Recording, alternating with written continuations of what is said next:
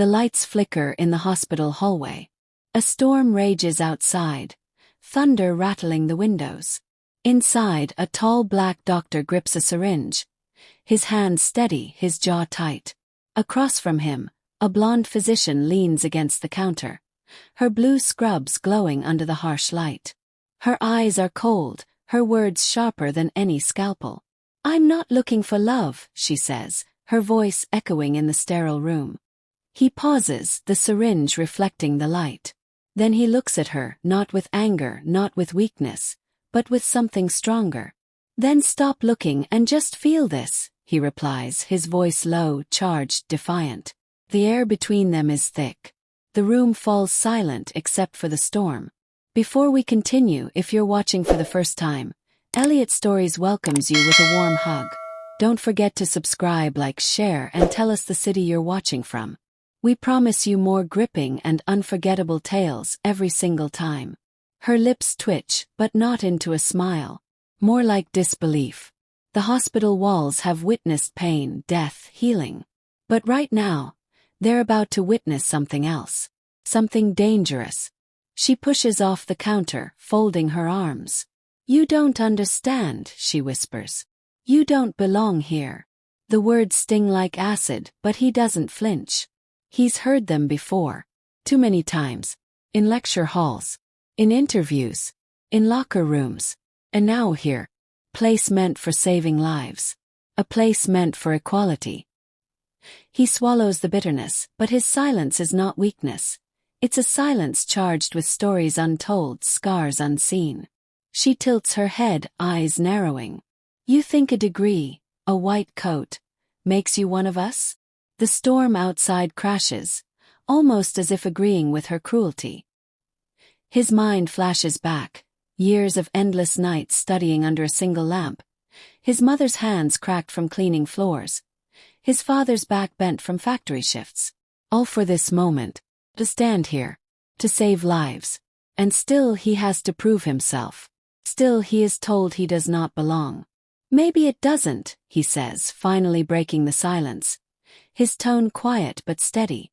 "But every patient I touch, every heart I fight for, makes me exactly what I'm meant to be." His words hang heavy in the air. She doesn't answer. But her silence says more than words ever could. The storm beats harder. Somewhere down the hall, a monitor beeps. Patient gasps. The tension doesn't break, it deepens. Because this isn't just about medicine. It's about respect. It's about survival. It's about love unspoken. Love denied. Love forbidden. The next day, he walks into the ward, and whispers rise behind him. Nurses lower their voices. Doctors exchange looks. Someone mutters, "Affirmative action higher." Another smirks. Let's see how long he lasts. He keeps walking, each step heavy but unbroken. He knows the eyes. He knows the whispers. He's lived with them. But today, one gaze pierces more than the rest. Hers. The same woman from last night. Watching him. Measuring him. Testing him. Not with words now. But with silence. Silence that screams louder than hate. Later, during rounds, a child clutches his hand. "Don't go," the little girl pleads, her voice trembling. He kneels, whispering, "I'll never leave you." He smiles, even as tears burn his eyes. And there, in that tiny child's trust, he feels his purpose. But just behind, he sees her again. The blonde doctor. Watching. Something unreadable flickers across her face, but it disappears before he can name it. At lunch, he sits alone. The cafeteria is filled with laughter, chatter, clinking trays. He eats in silence, until a voice cuts through. Hers again. "You're making it hard for me." He looks up, startled. "What do you mean?" She sits across, uninvited. "Every time I think I've figured you out, you prove me wrong." Her fork clinks against her plate. "I said I wasn't looking for love. And I meant it." She leans closer, her voice dropping. "But why does it feel like you're not listening?" His chest tightens. He doesn't move. Doesn't breathe. He doesn't know if it's a trap. Or a crack in her walls. Either way, he can't escape it now. That night, he finds himself standing outside the hospital balcony, the city lights glowing beneath the storm-cleared sky. She joins him, uninvited again. Silence stretches. Finally she speaks. "I've built walls for a reason." He nods. "So have I." Their eyes meet. And for a heartbeat, the world outside disappears. But then her phone rings. She steps back, breaking the fragile moment. "I can't do this," she mutters. "Not with you." And just like that, she's gone, leaving him with nothing but the echo of words unsaid. Days pass. Patients come and go. He saves lives. She saves lives. But every time they cross paths, something lingers. An unfinished sentence. A stolen glance. A war between pride and vulnerability. And then one evening, chaos erupts. A young man is wheeled in, bleeding, gasping. The room floods with panic. Doctors rush, nurses scramble. And there, in the storm of sirens and screams, they find themselves side by side. Hands moving in sync. Words sharp, urgent. For a moment they are not enemies. Not strangers. They are one. Fighting for a life. When the monitor finally stabilizes, the room exhales. But in the silence that follows, her eyes meet his again. This time unguarded. Something shifts. But before either can speak, another voice interrupts. The chief surgeon storms in. "What's going on here?" His eyes land on the black doctor, cold and cutting. "If this patient dies, it's on you." The weight of blame falls hard. The whispers return. The walls close in. And she says nothing. She looks away. That night, he sits alone in the locker room, staring at his hands. Hands that save lives, yet are judged before they even touch. His chest aches. Not from exhaustion. From betrayal. Because in that moment when he needed her voice, her defense, her courage, she stayed silent. He clenches his fists. Maybe she'll never see him for what he truly is. Maybe the world never will. But deep inside he vows he will not break. He will not give in. He will fight. For his place. For his worth. For something greater than love denied. And just when he thinks the night can't cut deeper, she walks in. Alone. Her face pale, her eyes restless. She whispers, "I should have spoken up." He doesn't answer. She steps closer. "I wanted to, but I froze." Her voice cracks. "I don't know what's happening to me." He looks at her, torn between anger and longing. "Then figure it out," he says. "Because I can't keep fighting this war alone." He stands, brushing past her, leaving her in the silence she created. But the story is not finished. Because what she does next will change everything. Not just for him. Not just for her. But for every life caught in the web of pride, prejudice, and secrets too heavy to carry. The storm has passed, but inside the hospital, another kind of storm brews. He moves through the corridors with heavy steps, the weight of silence pressing down on his chest. Every glance feels like judgment. Every whisper feels like a knife. He thinks of her words in the locker room, the apology that came too late. He wanted to believe her, but belief is dangerous. Belief gets you burned.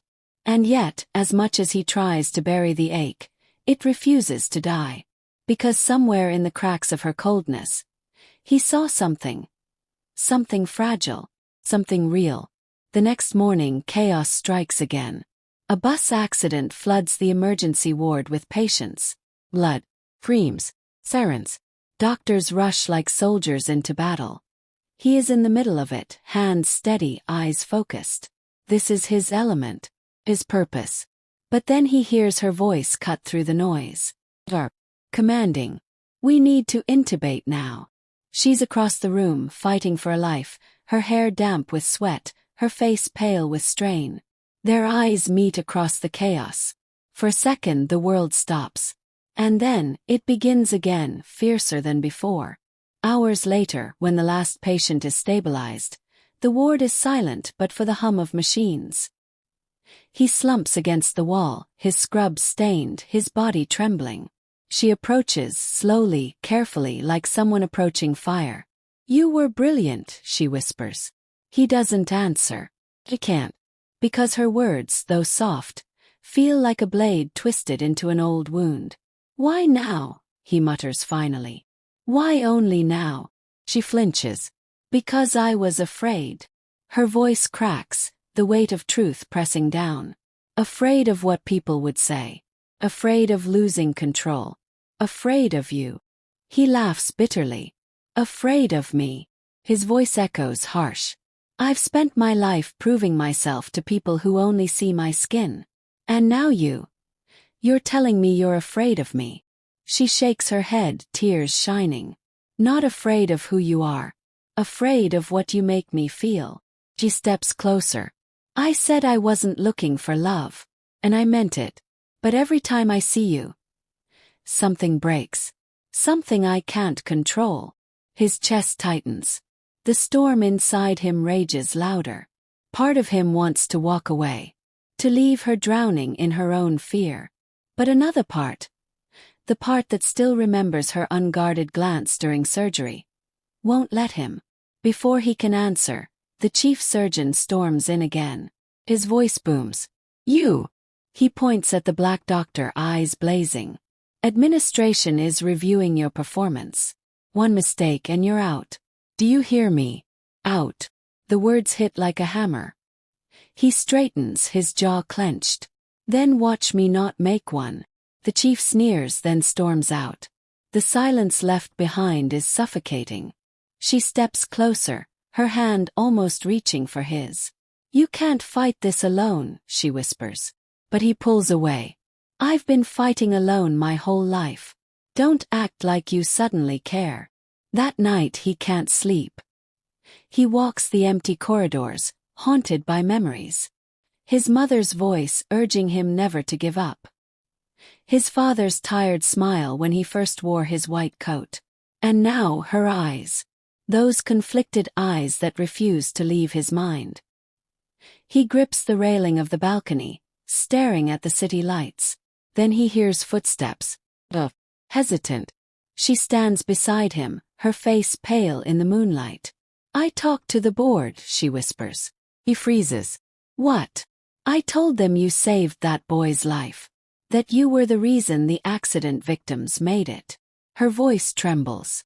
"I defended you." His heart stumbles. "Why?" Her eyes brim with tears. "Because you deserve it. Because it's true. Because I couldn't stay silent again." For a moment he can't speak. The storm inside quiets, just a little. He looks at her, searching. "And what about us?" The words slip out before he can stop them. Her breath catches. "I don't know," she admits. "I only know that when I'm near you, feel alive. Tired, but alive." His chest aches.